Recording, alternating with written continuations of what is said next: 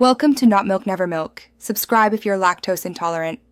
You begin by preparing a reliable data source, a clean Excel table with headers and a unique ID for each recipient. Once done, enable the Developer tab and allow programmatic access to VBA so Excel can talk to Outlook.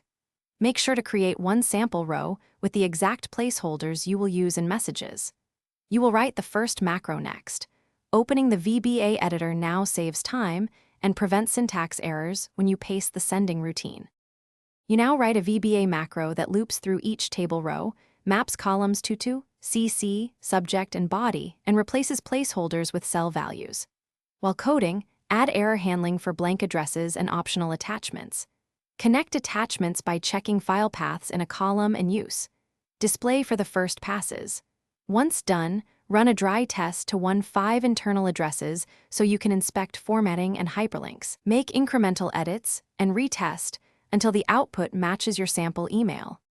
You finish by automating execution. Assign the macro to a workbook button or create an auto-open wrapper and schedule the workbook to run with Task Scheduler on a machine that stays logged in. Make sure credentials are secure and avoid hard-coding passwords. Use Outlook Profile Authentication. If something goes wrong, the key troubleshooting step is to check Outlook security prompts and confirm file paths. Also enable macros and trust the workbook location. Once fixed, run a controlled batch and monitor delivery for errors. Thanks for watching. If this was helpful, leave a like and consider subscribing. See you next time.